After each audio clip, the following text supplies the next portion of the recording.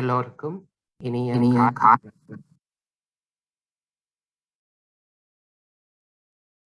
காலை மற்றும் மாலை வணக்கங்கள். நாம் இப்போது தியானத்தை ஆரம்பிக்கலாம்.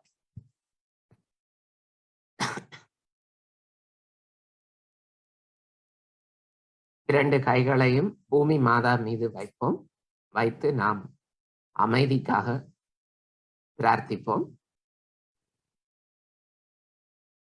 கண்களை மூடலாம். கைகள் இரண்டும் தரை மீது.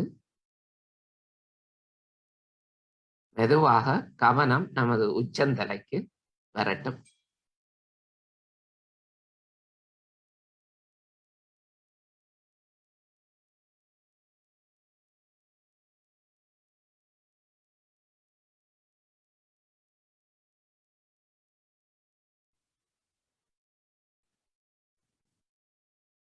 அத்துடன் நாம் நமது மூச்சை நன்றாக உள்ளே இழுத்து சிறிது நேரம் வைத்திருந்து வெளியே விடலாம். ஒரு நிமிடம் அவ்வாறு செய்யலாம். செய்யும் போது நமது ஆத்மா விழிப்படை அடைகிறது. நமது இதய சக்கரம் ஒளியூட்டப்படுகிறது காற்று வழியாக.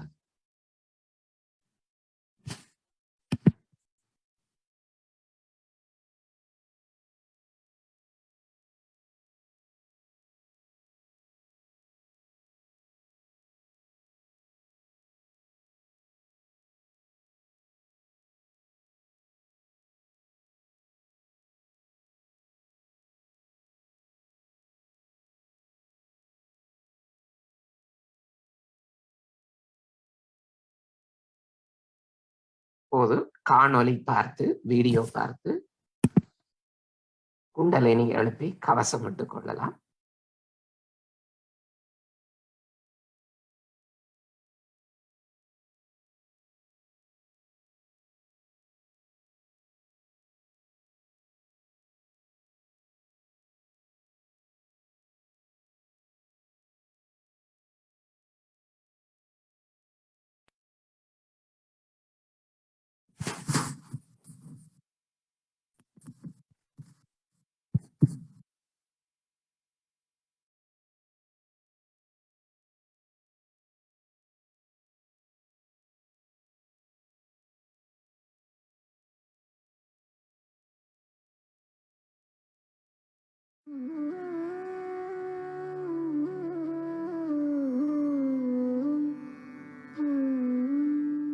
Hand has to be put in front like that, and the right hand is to be turned in a clockwise manner. Let's do it like that. You start moving it up, take it up like this, take it up, push back your head and loosen your shoulders and give it a twist. Now you tighten up there. One. You'll see the results just now, the proof of it. Now again do it.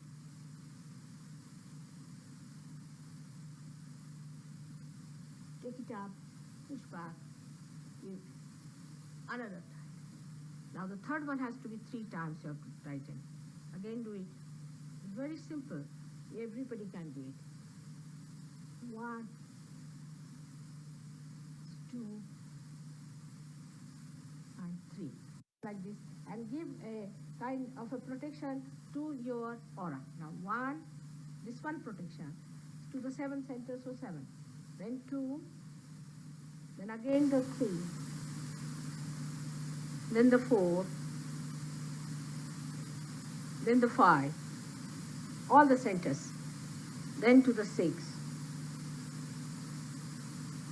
and then to the 7.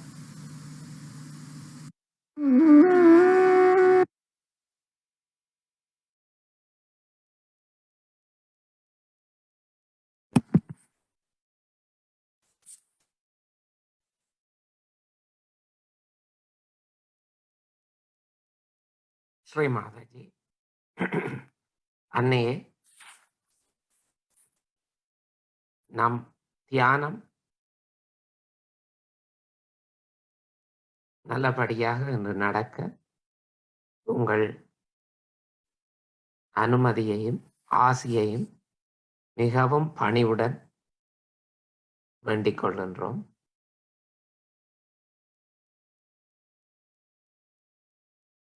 தியானத்திற்குரிய நல்ல சூழலையும் நல்ல மனதையும்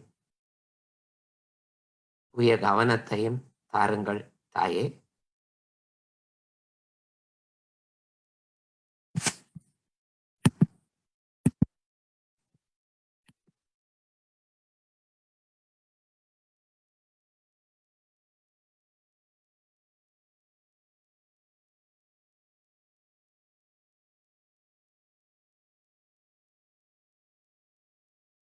ஸ்ரீ கணேசரே,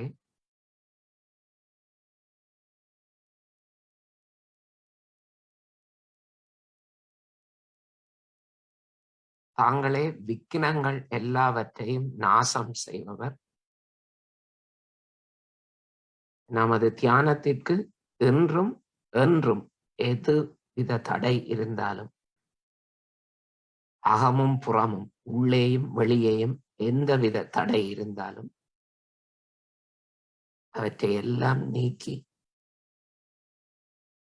சுபீட்சம் மங்களத்தை அருளுங்கள் ஸ்ரீ கணேச பெருமான்.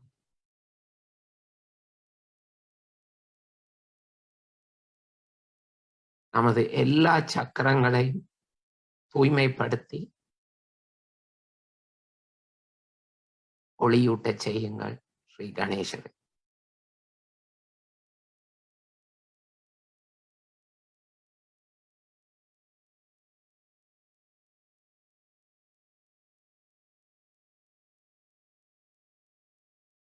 தற்போது நாம் இடது நாடியை சுத்திகரிப்போம். இடது கை மடி மீது, வலது கை பூமி மாதா மீது.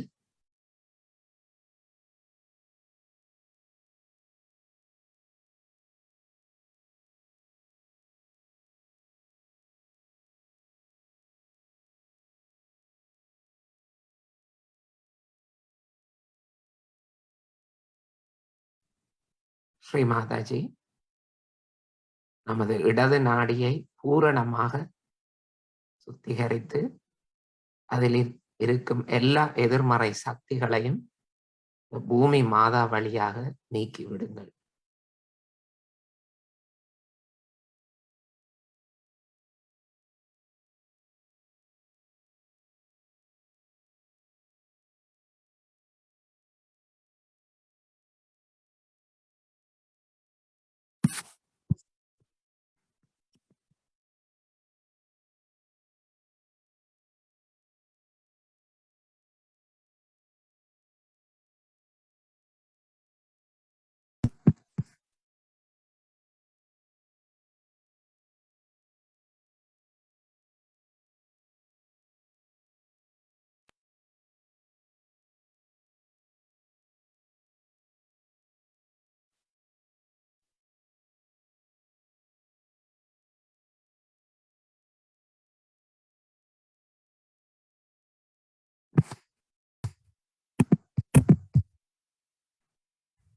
நமது இடது நாட்டில்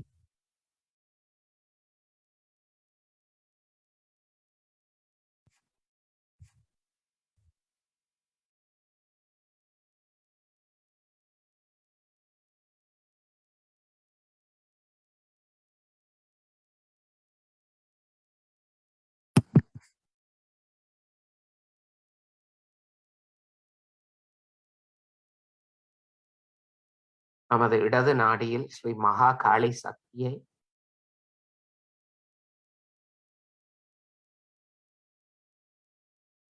நிலை பெற செய்யுங்கள்.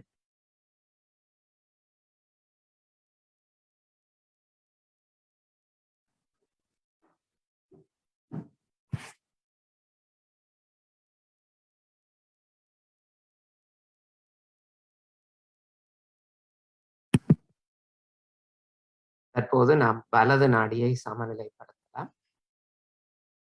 வலது கை மடி மீது, இடது கை ஆகாயத்தை நோக்கி.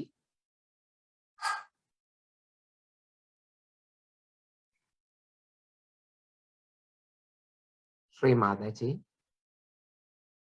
நம் வலது நாடியில் இருக்கும்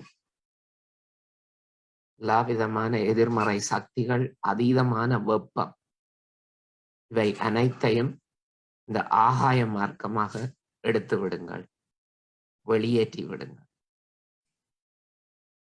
நமது வலது நாடியில் ஸ்ரீ மகா சரஸ்வதி சக்தியை நிலை பெற செய்யுங்கள்.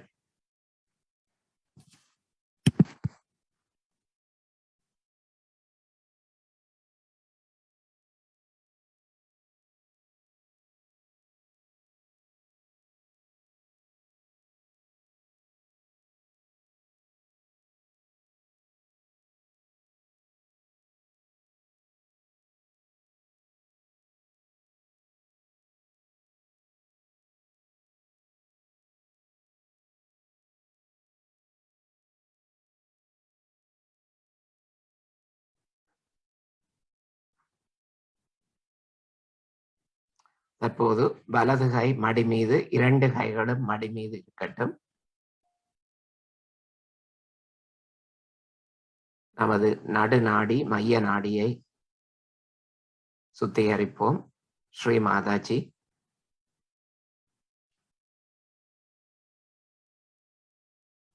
நமது கவனத்தை முழுமையாக நமது மைய நாடியில்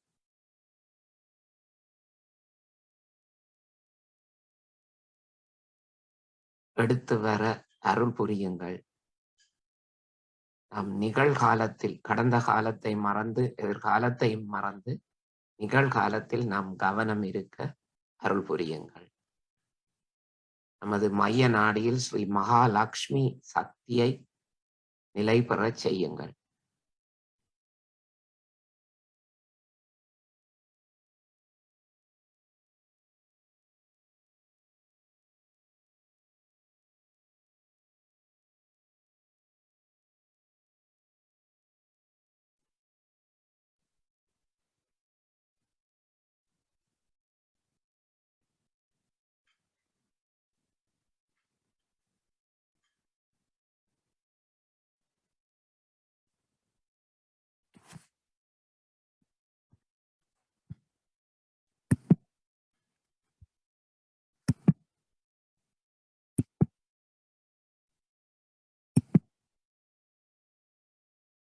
இப்போது கவனம் மூலாதார சக்கரத்தில் வரட்டும்.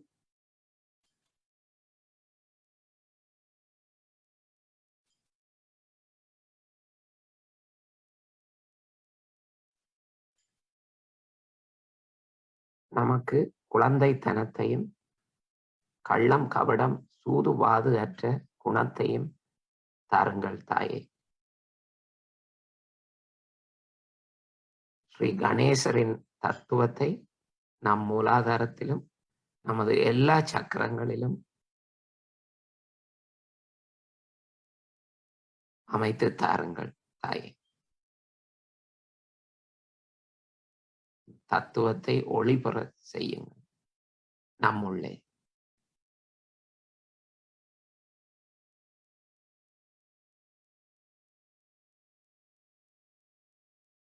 கவனம் 2வது சக்கரம், சுவாதிஸ்தானம்.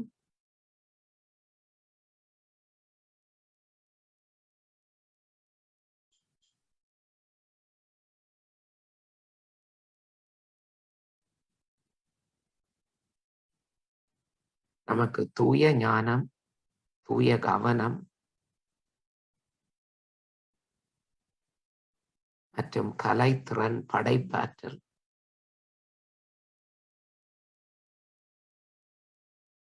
இவை எல்லாவற்றையும் அருளுங்கள்.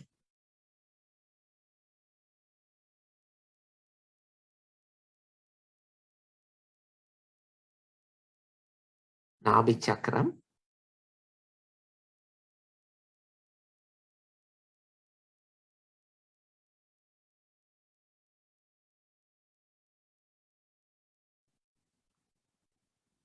ஸ்ரீ மாதாஜி, நமது வாழ்க்கையில் அமைதி, திருப்தி,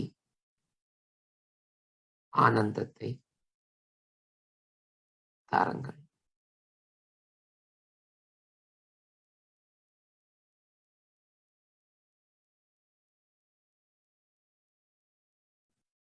நாபியை சுற்றி இருக்கும் பவசாகரம்.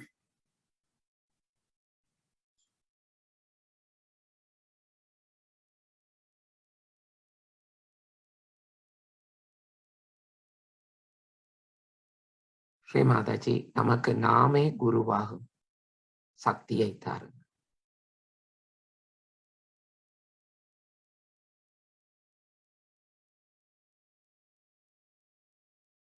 நம்மை நாமே வழிப்படுத்தும் சுய குருவாகும் திறனை தாரு.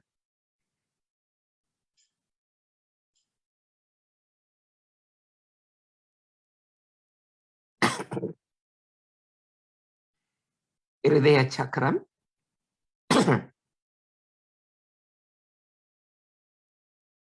இன்றைய தியானத்தில் நாம் இருதய சக்கரத்தில் பற்றி கொஞ்சம் ஆழ்ந்த கவனமும் தியானமும் செய்யலாம்.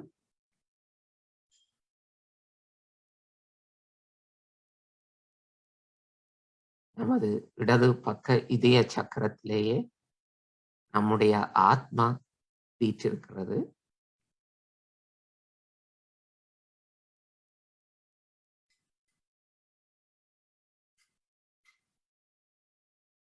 இந்த ஆத்மா இந்த இறைவன் பரமாத்மாவின் பிரதிபிம்பம். அது அழிவற்றது. நம் உடல் இல்லாமல் போகலாம், இறந்து போகலாம், நமது எண்ணங்கள் உணர்ச்சிகள் அழிந்து போகலாம். ஆனால் நம்முடைய ஆத்மா நிலையானது, சாஸ்வதமானது. ஏனெனில் அது இறைவனின் ஒரு பிரதிபிம்பம்.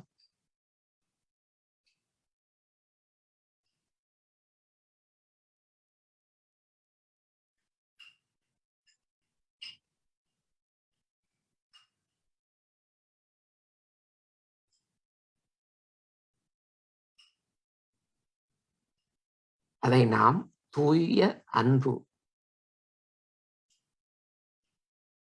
என்று சொல்லலாம். இறைவன் என்பது எது விதமான மாயமோ அடைய முடியாத சக்தியோ அல்ல. நாம் தூய்மையான அன்புள்ளவர்களாக இருந்தால் நாம் எப்போதும் இறைவனின் அடியிலேயே இருப்போம், இறைவனுடையனேயே இணைந்திருப்போம்.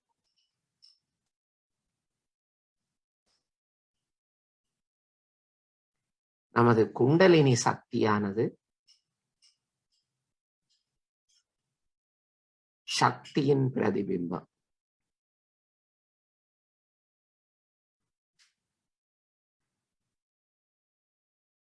இந்த சக்தி இறைவனான சிவனை, இறைவனை அடையும் போது, அதாவது நமது குண்டலினியானது நமது ஆத்மாவுடன் இணைந்து நம் உச்சந்தலையில் ஸ்தாபிக்கப்படும் போது நாம் முற்றிலும் இறைவனின் பாதத்தை அடைகிறோம். தூய்மையான யோக நிலை, தியான நிலையை அடைகின்றோம்.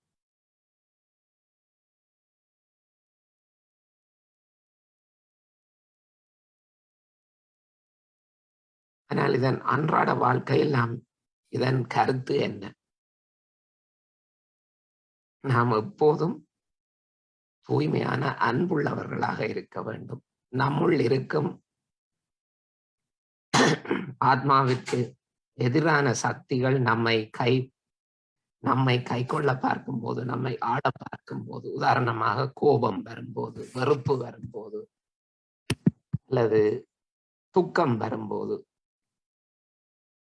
நாம் அந்த ஆத்மாவிடம், நம்முள் இருக்கும் ஆத்மாவிடம் முழுமையாக சரணடைந்து விட வேண்டும். அதன் கருத்து என்னவென்றால், நாம் நம்முள் இருக்கும் அன்பை வெளிப்படுத்தி அந்த அன்பை கையாளுவதன் மூலம் நம்முள் இருக்கும் இந்த எதிரிகள் எல்லாவற்றையும் வெற்றி கொள்ள முடியும்.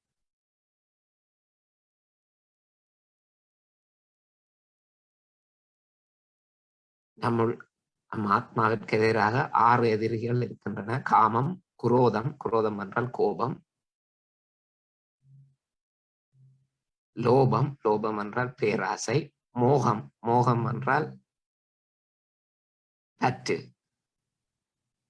மற்றும் மத்சரம், பொறாமை, மதம், ஆணவம். இந்த 6 எதிரிகளையும் நாம் அன்பினால், நமது ஆத்மாவினால் வெற்றி கொள்ள முடியும். எனவே நாம் தூய ஆத்மா என்பதை உணர்ந்து அந்த ஆத்மாவிடம் சரணடைந்து விடுவதே, அதாவது அந்த அன்பை எப்போதும் வெளிப்படுத்துவதே நம்மை தூயவர்களாக்கி, நல்லவர்களாக்கி, நம்மை இறைவனின் வழியில், இறைவனின் திருப்பாதத்திற்கு எடுத்துச் செல்லும் ஒரே வழி. எனவே நாம் தூய ஆத்மா என்பதை எப்போதும் மனதில் கொள்ள வேண்டும். நமது அன்பினால் எல்லாவற்றையும் கையாள வேண்டும்.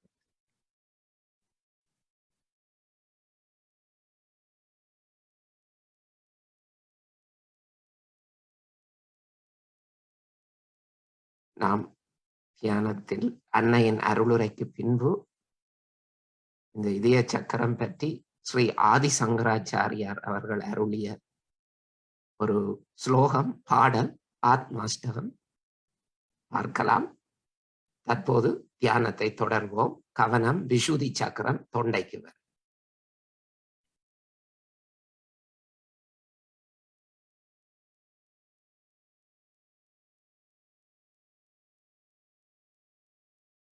ஸ்ரீ மாதாஜி, நம்முள் இருக்கும் எல்லா வகையான குற்ற உணர்வுகள்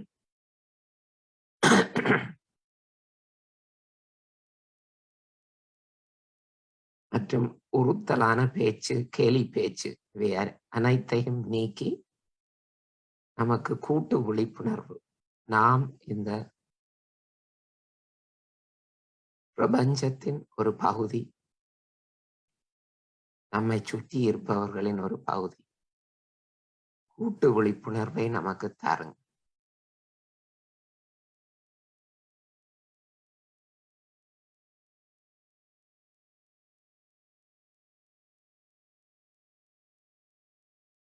கவனம் ஆக்ஞா சக்கரம் நெட்டி போட்டு.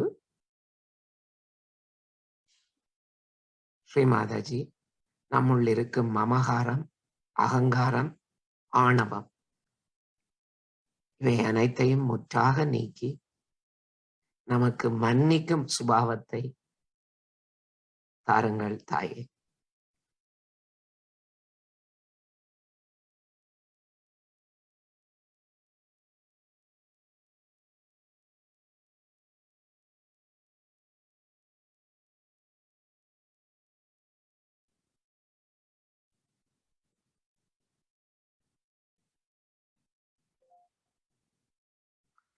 கவனம் உச்சந்தலை சஹஸ்ரார சக்கரம். இதில் நாம் ஓம் என்ற பிரணவ மந்திரத்தை 3 தடவை கூட்டாக உச்சரிக்கலாம், உச்சரித்து தியானிக்கலாம்.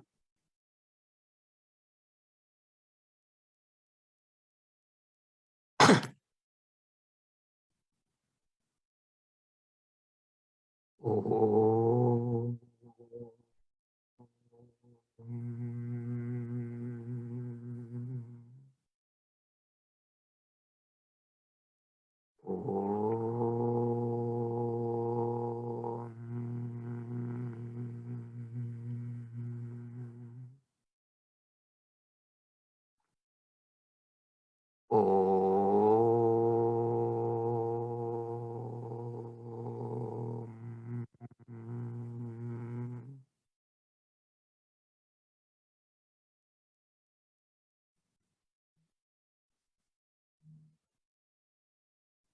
கவனம் உச்சம் தலையிலேயே இருக்கட்டும். இருந்தவாறே நாம் அன்னையின் அருளுரை சொற்பொழிவு கேட்கலாம்.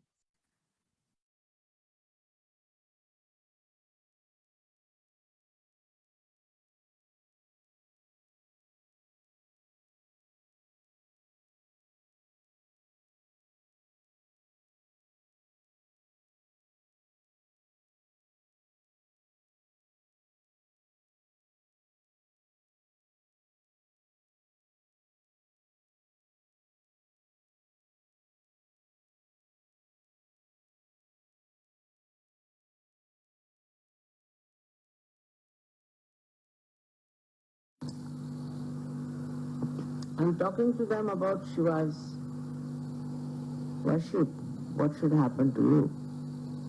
But today I'm going to tell you about the internal happening within us. When you get your realization, there are 11 Rudras placed, 11 of them. They are particles, we can say anshas they call it, of Shiva's powers. And all of them try to take out or to remove all the false ideas we have about life. When the Kundalini rises, they all get enlightened, 11 of them.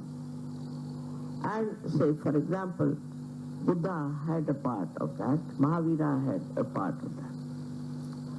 Now all of them, what they do is to control us for falling into the prey of various things, like we have an ego. So Buddha will look after the ego part.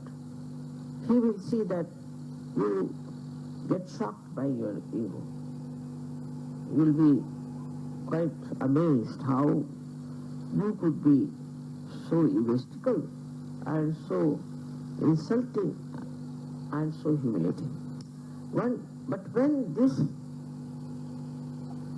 Rudra is not awakened, when there is no light in this Rudra, then what happens? You start justifying yourself. You think whatever you do is correct. Whatever you've done, whatever is said, whatever you have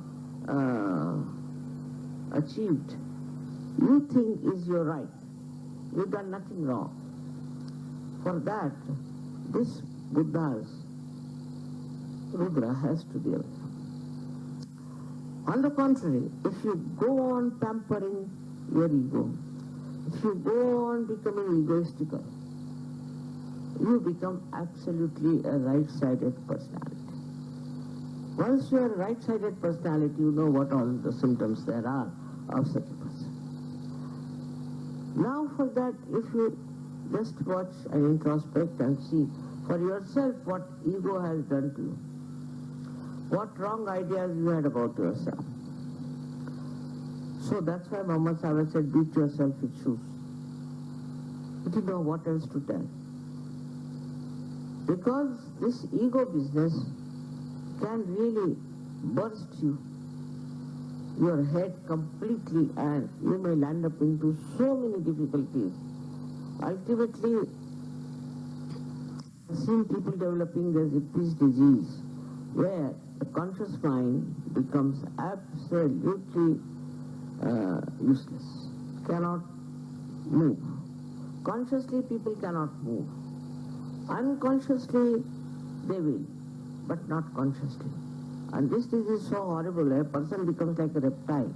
You have to carry them on your body. They can't walk on their own. They can't sit on their own. At a very young age, this can happen. It's happening in America also. I've seen 2-3 cases here. In India also such a thing. So if you do not try to see your ego and control it, and feel repentant. In Sahaja Yoga, there's nothing like repentance. We don't believe in repentance because we believe that you all have got your realization, you are beyond any mistakes. It's not true. We have to repent. In English, there's a word sorry. Sorry for everything, they say sorry. Even telephone, if you pick up, they say sorry. I say sorry for what? But this sorry itself is very empty. It has no meaning, it has no depth. When you say sorry, you have to see why you are saying sorry and what is to be corrected. It's a very big problem of today's generation, where people have developed such tremendous ego, because all our economic growth, all our industrial developments, all our big organizations, all of them have given us a way that we should all develop our ego. If we don't develop our ego, we'll be lost. We are nowhere. And that's how we start tampering it. And then this right-sided problem starts. Then as a reaction, it goes to the left side. And actually in the head, it is on the right side. Here is the right side, ego comes up. So the left Rudra is that of Mahavira. So people do things which are sinful, which are wrong, which are against the Ganesha. Then also there are controlling powers of Mahavira who controls. He says, you will go to hell, this will happen. He describes all the hell, all kinds of hell, that you will go to hell and you will be burnt alive. I don't know, all kinds of things he describes to frighten you. But that doesn't help. So people start getting more onto the left side, and I should say, to this Rudra, when this Rudra gets helpless, then a tremendous depression comes. One feels very depressed. Oh God, what a depression I have, I am so sick, I am this thing. And then you try to frighten others with your depressions. You show sort of what you call an emotional blackmail, you do. All kinds of things you will do and beat your head and do all kinds of things. Could be through ego, could be through this left side problem of the left truth. These two Rudras are very important because they are directly connected with our left and right sympathetic nervous system. So it's very important to see that we don't fall a prey to these Rudras. These Rudras are to be satisfied. So to be normal, at least look after these two Rudras, which are, one is the one who controls the ego and another is self-pity. I just can't do it and this, that and all kinds of depression. All this works out into physically also into very serious problems like cancer. If the Rudras are caught up, you develop cancer. But all this portion gets swollen up. It's called as the Meda. This all portion gets swollen up. And you can see a cancer patient having a swelling all over. At least would be here or maybe there. Because such a swing in the nature of a person that you can't say from which Rudra they have developed these psychosomatic troubles. Psychosomatic troubles, all of them come because the Rudras have become ineffective. It can be due to the depressive nature or oppressive nature. It could be due to many other factors also. But all these factors are nothing but part and parcel of Shiva's or Sadashiva's powers. He is the one who is full of karuna, full of compassion. He is the ocean of compassion. If you ask him forgiveness, he will forgive. Whatever you do, instead of feeling guilty, if you ask forgiveness, then he forgives. But if you think whatever you have done is good, you never tortured anybody, you have never made anybody suffer, then it knows. Shiva knows everything, isn't it? And because it knows, it starts giving up. So there's a big combination of your willpower to be there and the combination of the blessings of Shiva. When the Shiva blesses you, your willpower also heightens. But you must have full willpower to know that you have to be of a higher level of personality. He was not at all a mundane type. I mean, he was, supposing asked, you are to go to some party and all that, how will you look there? People will laugh at you. When I met some hippies, I said, why are you having this kind of hair? So they said, they are all primitive. So he said, I want to be primitive. I said, but the brain is modern, what's the use of having primitive hair? So, deception. Deceiving yourself is not going to help. Best thing is to face yourself and understand what wrong you have been doing.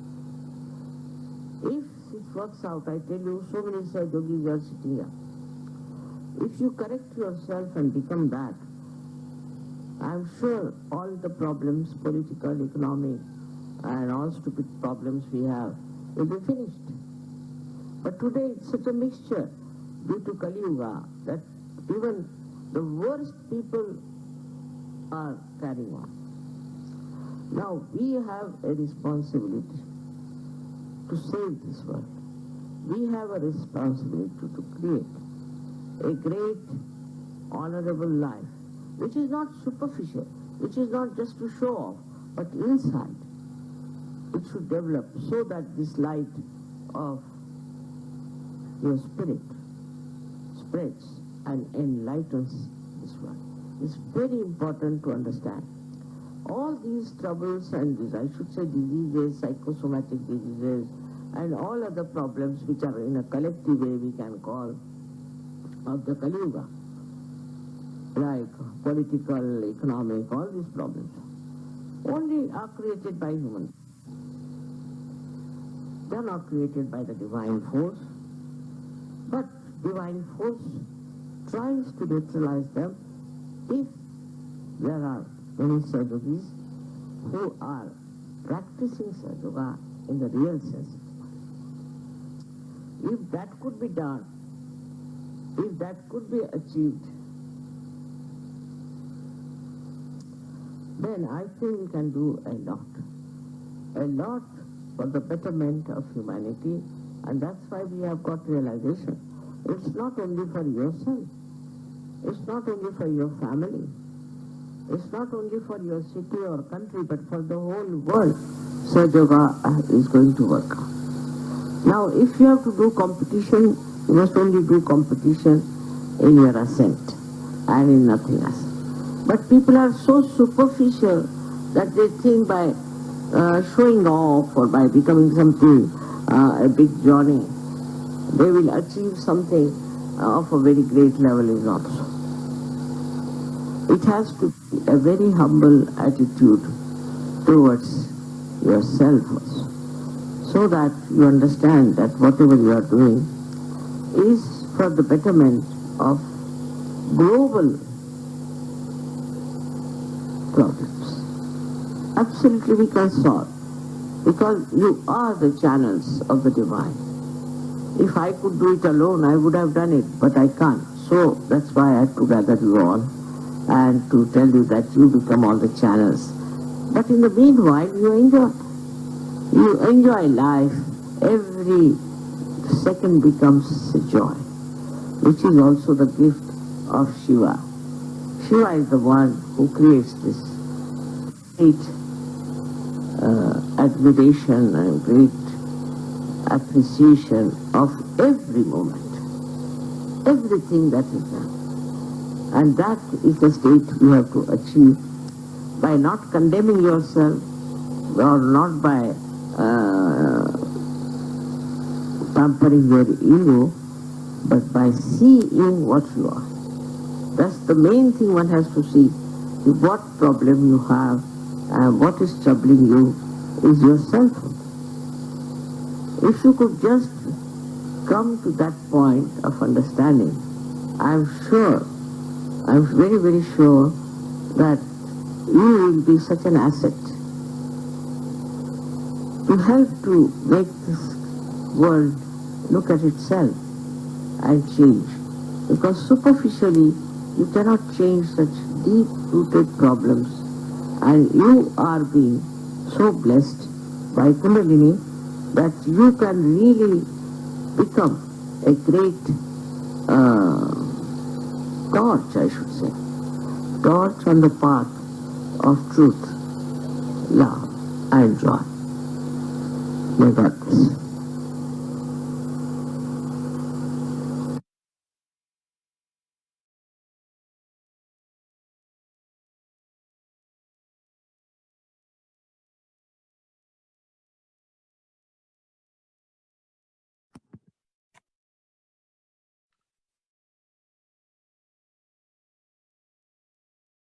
வார்த்தைகளால் வர்ணிக்க முடியாத ஒரு சொற்பொழிவு.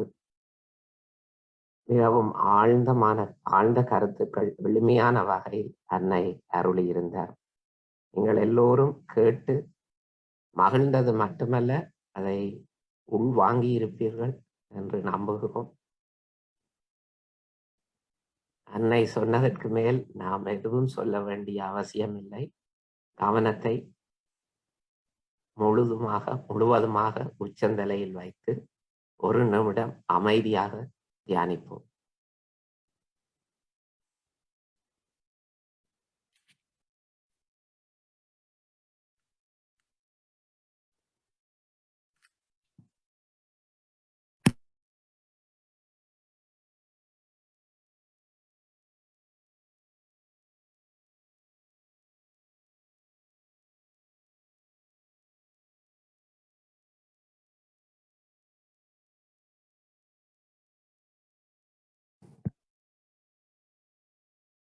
தற்போது ஸ்ரீ ஆதிசங்கராச்சாரியர் ஆத்மாவை பற்றி அருளிய பாடல் ஸ்லோகம் ஆத்மாஷ்டகம் எனப்படும் 6 அதிகமாக இருக்கிறது. முதலில் அதனுடைய தமிழ் விளக்கத்தை பார்த்து பின்பு ஸ்லோகத்தை பாடலாக கேட்கலாம்.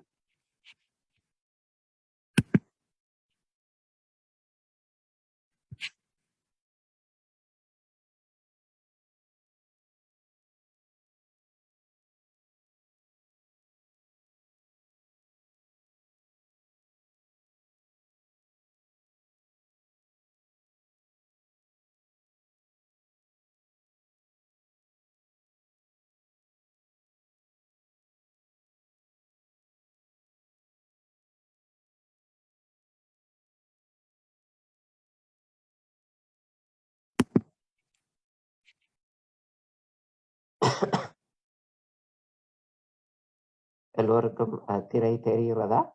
ரமணி தெரிகிறதா? நன்றி.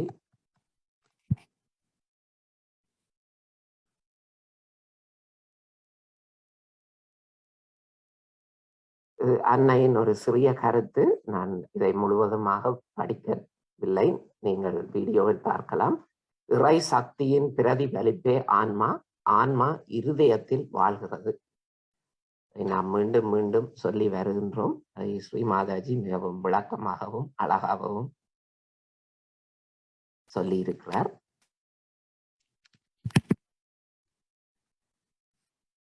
அப்போது ஆதிசங்கராச்சாரியார் அருளிய ஆத்மாஷ்டகம். ஆத்மாஷ்டகம் என்றால் காலத்துக்கு அப்பாற்பட்டவர் என்ற கருத்து. ஆதிசங்கரர் அவர்கள் 7ஆம் நூற்றாண்டு, அதாவது சுமார் 1300 வருடங்களுக்கு முன்பு தற்போதைய காலத்தில் கேரளத்தில் உள்ள காலடி எனப்படும் ஊரில் தோன்றிய ஒரு ஆத்ம விழிப்புணர்வு பெற்ற ஞானி. ஆதிசங்கரர் குருவை தேடிக் கொண்டிருந்த பொழுது அவர் ஆச்சாரியர் கோவிந்த பகவத் பாதரை சந்தித்தார். கோவிந்த பகவத் பாதர் ஆதிசங்கரிடம் அவர் யார் என்று கேட்டார், யார் என்று வினவினார்.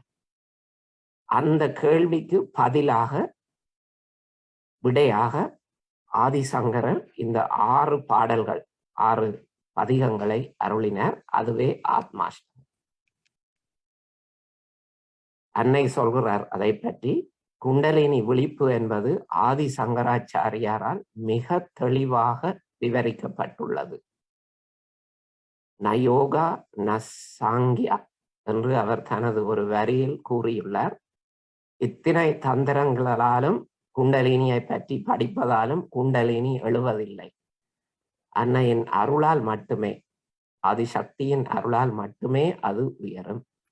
இது ஸ்ரீ மாதாஜி அவர்களின் அருளுரை இருந்து. இப்பொழுது நாம் முதலாவது ஸ்லோகம், மேலே இருப்பது சமஸ்கிருதம், கீழே இருப்பது தமிழ் மொழிபெயர்ப்பு. முதலாவது ஸ்லோகம்.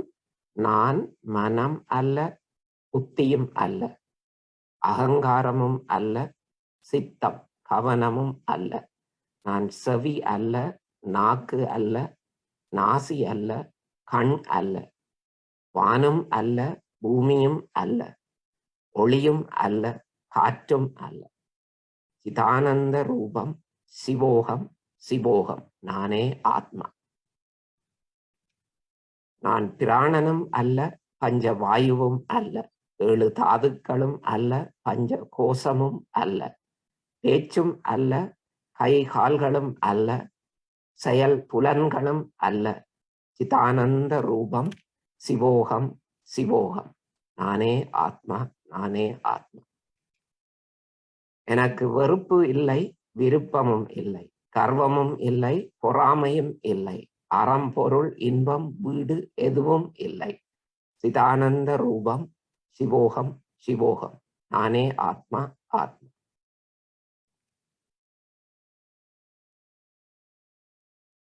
எனக்கு புண்ணியமும் இல்லை, பாவமும் இல்லை, சௌக்கியமும் இல்லை, துக்கமும் இல்லை, எனக்கு மந்திரமும் இல்லை, தீர்த்த ஸ்தலங்கள் இல்லை, வேதங்கள் இல்லை, வேள்விகளும் இல்லை, நான் உணவில்லை, உணவாக்கி உண்பவரும் இல்லை, சிதானந்த ரூபம் சிவோகம் சிவோகம்.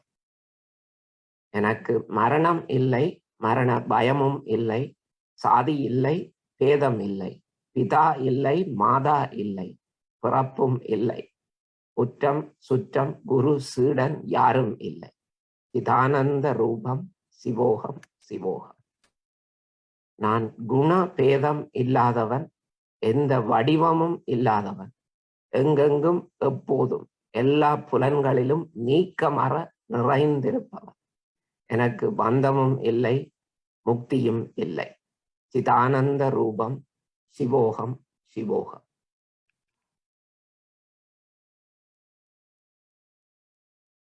அன்னை ஸ்ரீ மாதாஜி அவர்கள் கூறியுள்ளார், இதுதான் நீங்கள், அதாவது நாங்களே ஆத்மா, சச்சிதானந்த ரூபம். நீங்கள் நித்திய பேரின்பம் மற்றும் விழிப்புணர்வு. எல்லோரும் இதை இதயத்தால் கற்றுக்கொண்டு சொல்ல வேண்டும். நீங்கள் யார் என்பதை நினைவில் கொள்வதற்கான சிறந்த வழி இது. கடவுள் உங்களை ஆசீர்வதிக்கட்டும்.